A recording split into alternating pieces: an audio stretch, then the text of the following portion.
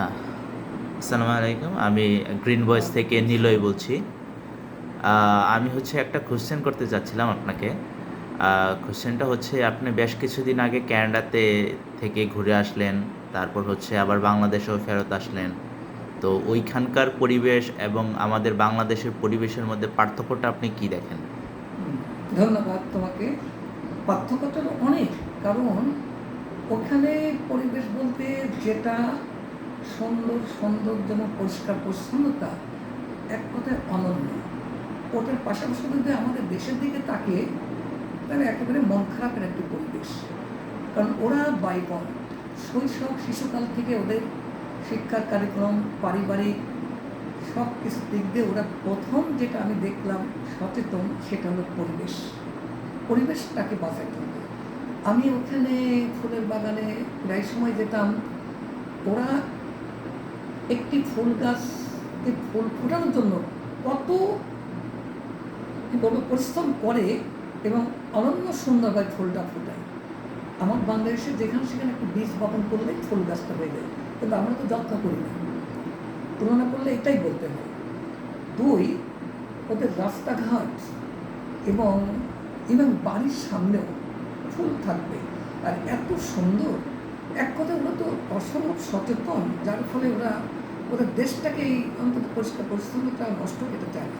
যেমন আমি নুরেনবার্গ নামে একটা লেকের শহরে গেছি, বিশ্বাস করে নিলয়।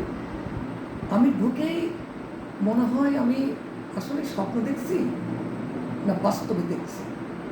তা বোঝানো কতটা সুন্দর হতে পারে। নীল জলের লেক এবং বাড়িগুলো সব দোতলা, নীল জলের পাশে সাদা এবং লাল রঙের। ওদের কিন্তু সব একই নিয়ম কানুন মেনে কাজগুলো করে, যার ফলে অনন্য অনন্য সুন্দর। এবং তার পাশে যে সবুজ মাঠ, এটা ঠিক চোখে না দেখলে বিশ্বাস করা যাবে। এখন আমাদের দেশে কি নদী নেই? অসম্ভব সুন্দর সুন্দর নদী আছে।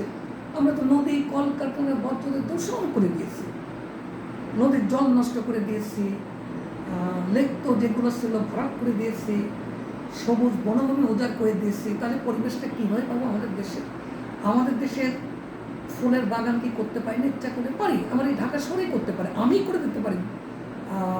কাজে লাগাতে আমাকে অনন্য সুন্দর আমি ঢাকা শহর করে দিতে পারবো প্ল্যান করে। কারণ শিল্পীর মন, ছবি আঁকার মন, আমরা জানি সুন্দর এবং সৌন্দর্য কীভাবে ফুটিয়ে তুলতে হয়। আমাদের তো কাজে লাগাবে না। দেখো, এই সময়টা ফাল্গুন মাস, অসম্ভব সুন্দর একটি মাস। শিমুল গাছ একটি আমাদের প্রকৃতির মন অনন্য। এই গাছটা কিন্তু কানাডায় নেই। কানাডার কৃষ্ণচূড়া গাছ নেই, যেটা আমাদের মে মাসে ফোটে।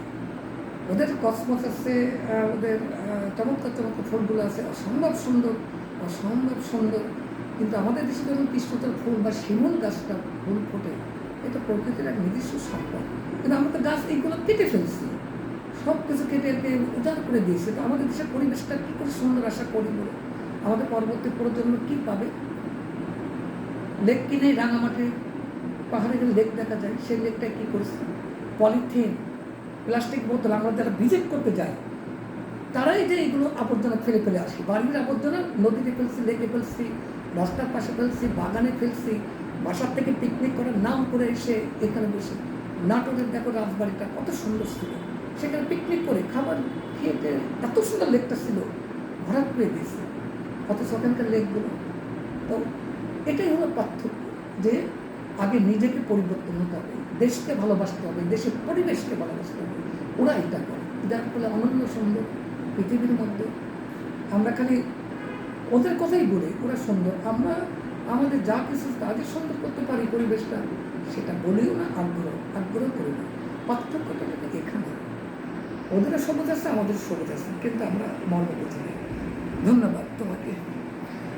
আচ্ছা, আপনি বাংলাদেশের জন্য এই ন্যাচারাল রিকভার করার জন্য প্লাস্টিক আমাদের দূষণ হচ্ছে, তারপর বায়ু দূষণ হচ্ছে, যেটা ইম্প্যাক্ট আমরা হচ্ছে ব্যাড ইম্প্যাক্ট আমরা হচ্ছে পরিবেশে দেখতেছি এখন। তো এটা কিভাবে আমরা রিকভার করতে পারি, আপনার কি হ্যাঁ, মনে হয়? এটা ওই যে প্রথম কথা হচ্ছে সচেতনতা। দেখো, এগুলো তো ব্যবহার যদি আমরা না করি, পলিথিনের ব্যবহার করলাম না, বাজার থেকে নিয়ে আসলাম না, আমি তুমি আমরা সবাই যদি এই কাজটা করি, তাহলে অটোমেটিক হয়ে যায়। আমাদের দোকানের দিকে তাকিয়ে দেখো, আমি তোমার ৯০-৯৫ বেশিরভাগ পলিথিন প্লাস্টিক দিয়ে মোড়ানো, তাই না? খাবার কি নাই সেখানে, সব কিছু প্লাস্টিক দিয়ে মোড়ানো। আমরা ইউজ করলাম না, না করলে তো আর হয় না। আর একজন ইউজ করে ফেলবো কই? আমাদের ল্যান্ড কোথায়? ছোট্ট দেশে মাটি কই যেগুলো আমরা এগুলো করতে পারি? তো কত 20 না 22 কোটি অসম্ভব জনসংখ্যা। আর এই জনসংখ্যা নিয়ন্ত্রণের জন্য কেউ কাজ করে না। জনসংখ্যা যদি এই ছোট্ট দেশে কম হতো বাঁচত।